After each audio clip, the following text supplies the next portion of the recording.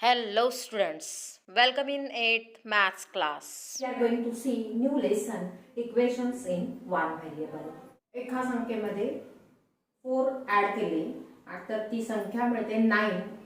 तर माझ्या मनातली संख्या कोणती? अशा पद्धतीची जी गणित आहे ती आपण एक व्हेरिएबल वापरतो आणि ती माझ्या मनातली संख्या म्हणजे व्हेरिएबल. तर आता आपण बघणार आहोत काही इक्वेशन्स.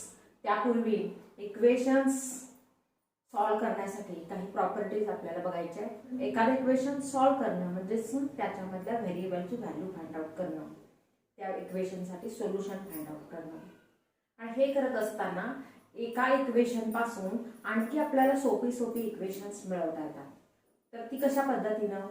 इक्वेशनच्या दोन्ही साईडवरती एकच संख्या ॲड केली किंवा दोन्ही बाजूतून एकच संख्या सबट्रॅक्ट केली, दोन्ही बाजूंना एकाच संख्येनं मल्टिप्लाय केलं किंवा दोन्ही बाजूंना एकाच संख्येनं डिवाइड केलं तर नव्यानं मिळणारी इक्वेशन सुद्धा सेम व्हॅल्यूची असतात.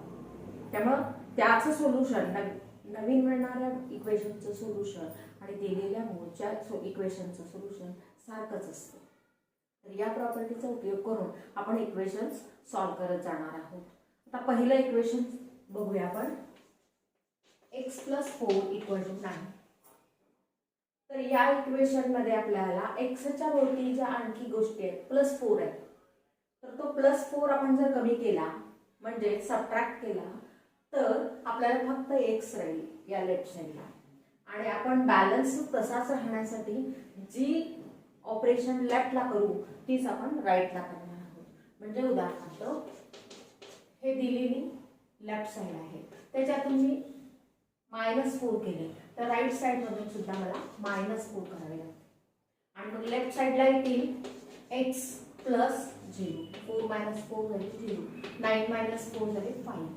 x + 0 ची व्हॅल्यू येते x = 5. आणि म्हणून x = 5 हे झालं ह्या इक्वेशनचं. x = 5 हे झालं या दिलेल्या इक्वेशनचं सोल्युशन. आपण टॅली पण करू शकतो. x च्या जागेवरती 5 ठेवला, 5 + 4 = 9.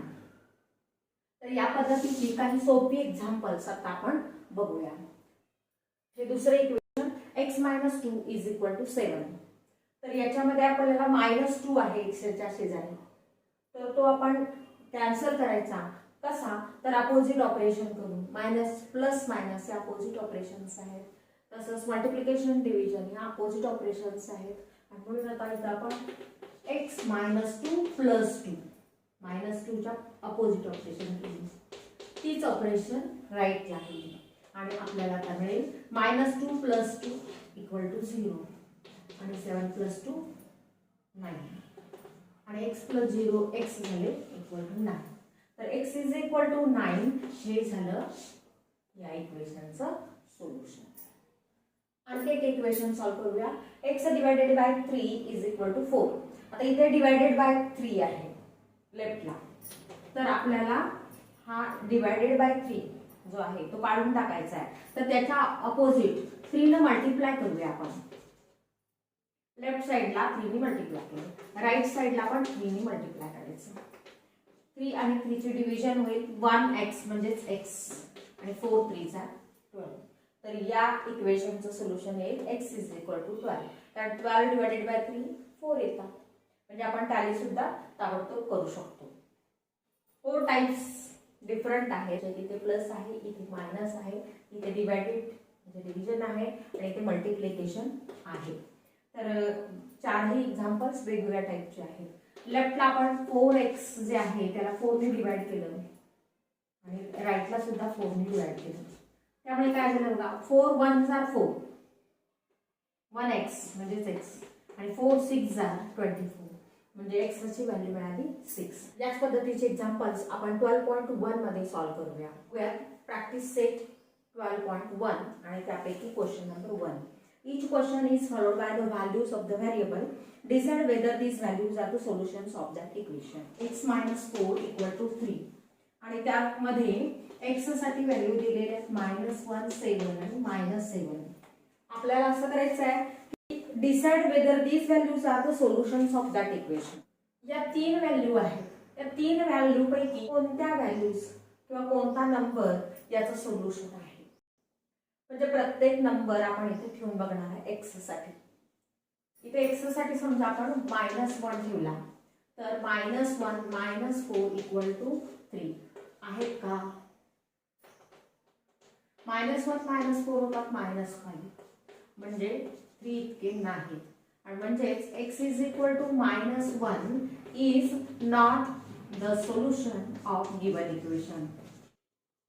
अशा पद्धतीनं ही सर्व आपल्याला इक्वेशन्स सोडवायची आहेत.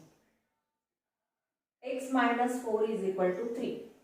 याच्यासाठी आपण आता x = -1 ठेवला. आता परत बघायचं आपल्याला x = 7 ठेवून बघायचं आहे. म्हणजे 7 - 4 = 3 आहेत का? तर 7 - 3 सुद्धा येतात. दोन्ही साइड्स इक्वल आल्या म्हणजे x ची 7 ही व्हॅल्यू याचं या इक्वेशनचं सोल्युशन आहे.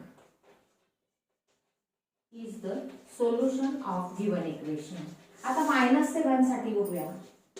हे आपलं इक्वेशन आणि त्याच्यामध्ये x = -7 ठेवूया आणि मग काय होईल हे equation? -7 - 4 is it equal to 3. -7 - 4 होतात -11 म्हणजे हे इक्वल नाही. लेफ्ट साइड आणि राइट साइड इक्वल येत नाही जर -7 ठेवला x साठी. तर याचाच अर्थ x = -7 is not the solution of given equation. आणखी एक इक्वेशन आपल्याला बघायचं आहे 9m = 81 आणि त्याच्यामध्ये m साठी व्हॅल्यू ट्राय करायची आहे 3, 9 आणि -3. यापैकी कोणती व्हॅल्यू या इक्वेशनला सॅटिस्फाय करते? तर तीनही व्हॅल्यू आपल्याला याच्यामध्ये सबस्टिट्यूट कराव्या लागतील आणि मग आपल्याला नेमकं आन्सर काय आहे ते कळेल. m = पहिल्यांदा आपण 3 ठेवूया. तर 9 × 3 = 81 येतात का? 9 3s are 27 येतात. Not equal to 81. Therefore, m = 3 is not the solution of given equation. 9m = 81 मध्ये आपण m = 9 ठेवूया. तर होईल 9 × 9 = 81. बरोबर आहे. दोन्ही साइड्स इक्वल येतात म्हणजेच m = 9 हे सोल्युशन आहे या इक्वेशनचं. म्हणून आपण m = 9 is the solution of given equation असं लिहायचं. m = जर -3 ठेवले याच्यामध्ये तर 9 × -3 = 81 येतात का? नाही. तर -27 येतात. याचाच अर्थ m = -3 is not the solution of given equation. अशा पद्धतीनं आन्सर आपल्याला लिहायचं आहे. आणखी एक इक्वेशन दिलेलं आहे 2a + 4 = 0. त्याच्यामध्ये आपल्याला a साठी व्हॅल्यू दिलेली आहे 2, -2 आणि 1. तर या तीन व्हॅल्यू आपण इथे सबस्टिट्यूट करून यापैकी कोणता नंबर याचं सोल्युशन आहे हे आपण चेक करणार आहोत. पहिल्यांदा a साठी आपण 2 ठेवूया. 0 होतात का? तर 4 2 2s are 4 + 4 = 8 होत नाहीये. इथे आपण चेक असं साइन टाकूया आणि 4 + 4 8 होतात म्हणजे याचा अर्थ a = 2 doesn't satisfy the equation. म्हणजेच a = 2 is not the solution. या पद्धतीनं लिहायचंय. नंतर आपण a साठी आता -2 सबस्टिट्यूट करूया.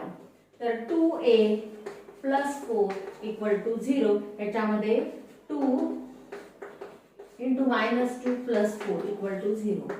तर हे -4 होतील आणि हे होतील +4. 2 × -2 झाले -4 आणि हा +4 आहेच.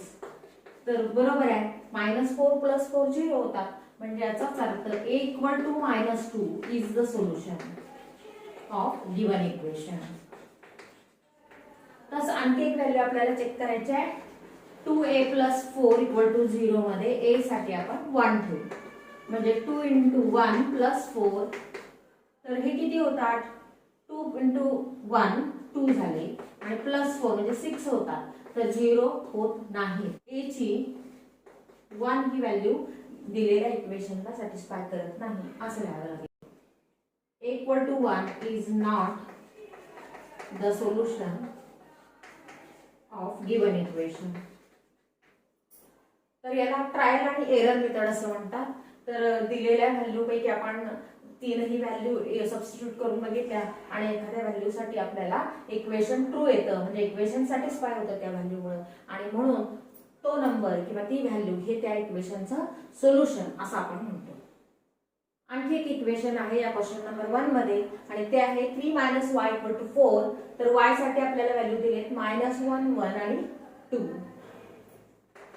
तर याच्यामध्ये पहिल्यांदा आपण y = -1 सबस्टिट्यूट करूया, आणि 3 - -1 वेदर इट इज 4 बघूया. -1 प्लस होता आणि हे 4 होता. इक्वेशन ट्रू आहे, आणि म्हणून आपण म्हणू शकतो की y = -1 is the solution of given equation. तसं आणखी राहिलेल्या दोन व्हॅल्यू आपण चेक करूया. तर 3 - y = 4 मध्ये आपण आता y = 1 सबस्टिट्यूट करूया. तर 3 - 1 4 आहेत का? तर 3 - 1 = 2 आणि which is not equal to 4. Therefore y = 1 is not the solution. आता आणखी एक व्हॅल्यू राहिली आणि ती आहे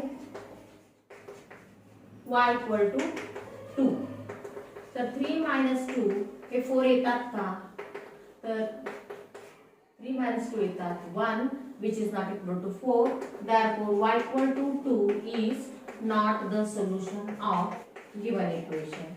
Y = 2 doesn't satisfy the given equation. अशा पद्धतीने आपण क्वेश्चन 1 बघितलेला आहे. आता बघूया पुढच्या व्हिडिओमध्ये क्वेश्चन नंबर 2.